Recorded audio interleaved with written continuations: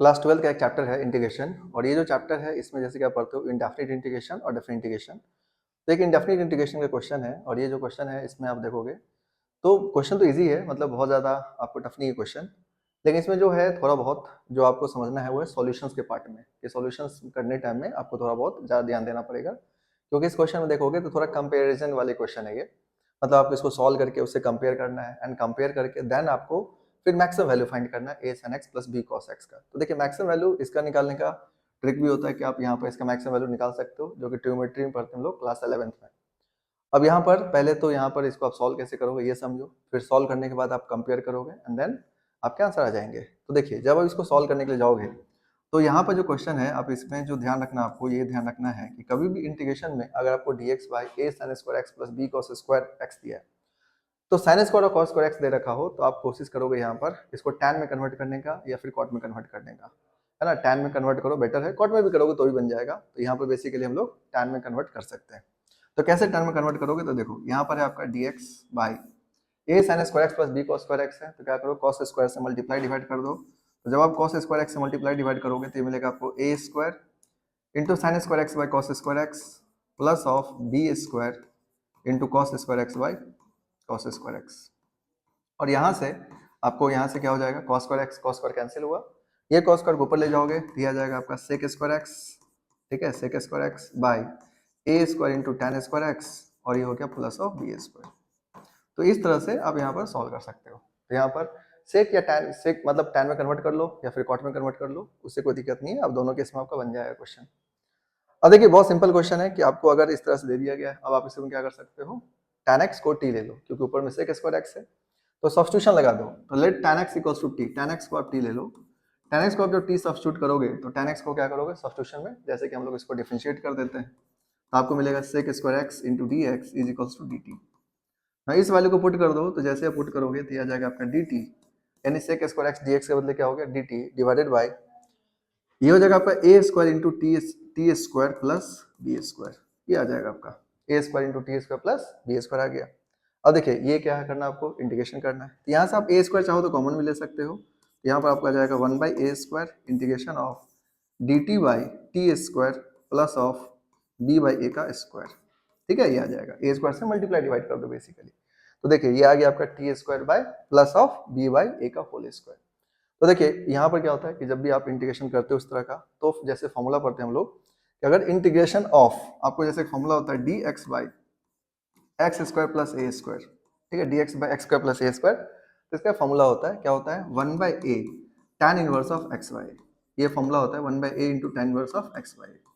तो इस फॉर्मूला को हम लोग यूज करते हैं और क्वेश्चन को सॉल्व करते हैं। तो यहाँ पर देखिए डी टी बाई क्या लिखा हुआ है t square plus b by a का होल स्क्वायर, तो आप इसको लिख सकते हो 1 बाई ए स्क्वायर तो रहेगा ही रहेगा इंटू यहाँ पर हो जाएगा आपका tan inverse of, tan inverse of कितना हो जाएगा आपका, तो देखिए एक्स बाई ए करोगे तो कितना मिलेगा आपको t by divided by b by a, ठीक है, इनटू क्या लिखते हो 1 बाई ए, तो ए की जगह पे क्या है बी बाई ए, यानी 1 बाई क्या हो जाएगा आपका बी बाई ए हो जाएगा। अब इसको फर्दर सॉल्व कर दो, जब आप फर्दर सॉल्व करोगे तो आपको मिलेगा 1 by a square into a by b, 1 by a square into a by b, और ये आ जाएगा आपका ए ऊपर चला जाएगा तो ये मिलेगा tan inverse of a by b into t, ये आपको आ गया, ठीक है। यहाँ पर आपका ये इंटीग्रेशन हो गया। तो बहुत सिंपल है इंटीग्रेशन। अब ये फॉर्मूला ध्यान रखना क्योंकि फॉर्मूला जरूरत पड़ेगा इसमें आपको। तो dx by x square plus a square क्या होता है 1 by a tan inverse of x by a. अब इस फॉर्मूला को यहाँ पर यूज करोगे तो आपको 1 बाई ए स्क्वायर तो कॉमन लिए थे यहाँ पर, तो t square plus b by a का होल स्क्वायर है, तो ये हो जाएगा tan inverse of t by b by a into 1 divided by b by a होता है। अब यहाँ पे करो क्या, ये आपको वैल्यू मिल गया, इसमें क्या कर सकते हैं हम लोग, इसको इक्वेट करेंगे किससे, इससे 1 by 12 tan inverse of 3 tan x से इक्वेट कर दो। जैसे आप इक्वेट करोगे क्वेश्चन आपका सॉल्व हो जाएगा। तो देखिए थोड़ा बहुत आप कैंसिल कर लो यहाँ से, तो यहाँ पे जब आप कैंसिल करोगे तो देखिए ए से क्या हो गया आपका कैंसिल आउट, ये मिलेगा आपको 1 by a b into tan inverse of a by b into t plus of c. तो ये आपका इंटीग्रेशन हो चुका है। अब हम लोग करने के हवाले हैं, इससे कंपेयर करेंगे। तो देखो जब आप कंपेयर करोगे तो देखो वैल्यू क्या मिलेगा आपको, तो कंपेयर कर लो। तो मान लो कंपेयर करोगे तो बेसिकली जैसे ही कंपेयर करते हो तो आपके सॉल्यूशन आ जाएंगे। अब तो देखिए अब आप कंपेयर करोगे तो ये आ गया आपका 1 by a b tan inverse of a by b into t, plus c is equals to, आप यहाँ पर लिख सकते हो 1/12 tan inverse of 3 tan x plus c. ठीक है, तो कंपेयर करोगे तो देखो tan इनवर्स का कोफिशिएंट कितना है 1/ab, यहाँ पर कितना है 1/12, इसको कंपेयर कर लो तो 1/ab इज इक्वल्स टू कितना हो जाएगा आपका 1/12, यानी ab इज इक्वल्स टू क्या हो गया 12, ये हो गया आपका। फिर आप t का कोफिशिएंट कितना है यहाँ पर a/b, यहाँ पर t मतलब tan x, क्योंकि t के जो हम लोग क्या पुट कर देंगे tan x पुट कर देंगे, क्योंकि t को हम लोग tan x लिए हुए हैं, तो यहाँ पर आप सिंपली t की जगह tan x पुट कर दो बेसिकली। तो देखो tan x का कोफिशिएंट कितना है यहाँ पर 3 है, यहाँ पर tan x का कोफिशिएंट कितना है a/b। ना इस वैल्यू को जैसे ही आप पुट करते हो तो आपको मिलेगा क्या, यहाँ से आ जाएगा a/b इज इक्वल्स टू 3, यानी a इक्वल्स टू कितना आ जाएगा आपका 3b। तो ये वैल्यू आ गया। अब इसको क्या करो आप फर्दर सॉल्व कर दो, ए बी की वैल्यू 12 है, ए इक्वल्स टू 3b आया, इसमें पुट करो, तो ए की वैल्यू 3b पुट करोगे तो 3b into b is equals to कितना हो गया 12, तो b से b क्या होगा, ये हो गया आपका b square is equals to कितना हो जाएगा आपका 4। ठीक है, तो b स्क्वायर वैल्यू 4 आ गया। अब यहाँ पे ध्यान रख सकते हो, यानी b की वैल्यू आप 2 ले सकते हो, प्लस माइनस 2 ले सकते हो बेसिकली, पर 2 ले लो तो कोई दिक्कत नहीं है, क्योंकि वहां पर हम स्क्वायर करेंगे तो फिर से प्लस ही हो जाएगा। फिर a इक्वल्स टू 3b है, तो a की जगह 3 इंटू 2 पुट कर दो, तो a की वैल्यू कितना हो जाएगा आपका 6, यानी a की वैल्यू 6 आ गया, b की वैल्यू क्या ले लेंगे आप 2।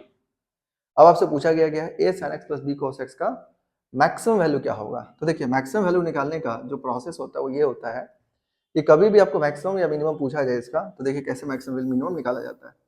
मैक्सिमम मिनिमम निकालने के लिए अगर आपको दे रखा है a sin x plus b cos x, तो इसका जो मैक्सिमम वैल्यू होता है, मैक्सिमम वैल्यू, ठीक है, जो आप डायरेक्टली निकाल सकते हो, क्या होता है मैक्सिमम वैल्यू, तो root under a square plus b square, root under a square plus b square.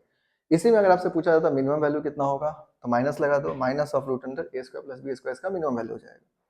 तो मैक्सिमम वैल्यू कितना आ जाएगा आपका, ये आ जाएगा आपका रूट अंडर ए स्क्वायर, तो ए स्क्वायर वैल्यू कितना हो जाएगा 6 का स्क्वायर, प्लस ऑफ बी की वैल्यू कितना 2, तो 2 का स्क्वायर। तो यहाँ पर आप इसको सॉल्व कर दो, तो ये आ जाएगा आपका कितना 36 प्लस 4, तो वैल्यू कितना मिलेगा आपको रूट 40। तो रूट 40 इसका क्या हो गया मैक्सिमम वैल्यू। अगर मिनिमम पूछा जाता तो माइनस रूट 40 हो जाता, मतलब ये ऑप्शन इसका क्या होगा करेक्ट होगा। तो यहाँ पर इस तरह से इस क्वेश्चन को सॉल्व कर सकते थे। तो ये क्वेश्चन इजी है, बस थोड़ा बहुत सॉल्यूशन पार्ट में है जो कंपैरिजन करना होता है, बाकी और कुछ नहीं। इस क्वेश्चन काफी आसान है। यहाँ पर मैक्सिमम वैल्यू में निकालने के लिए आप सीधे ध्यान रखना a sin x plus b cos x दे रखा हो, तो जैसे ट्योमेट्री में आप पढ़ते हो क्या हो जाता है, कोफिशिएंट का स्क्वायर करके ऐड कर दो तो आपको मैक्सिमम वैल्यू दे देगा। अगर इसी में माइनस साइन लगा दोगे यहाँ पर बाहर में तो आपको मिलेगा मिनिमम वैल्यू। तो इस तरह से मैक्सिमम मिनिमम दोनों आप फाइंड कर सकते हो एंड इस क्वेश्चन को सॉल्व कर सकते हो।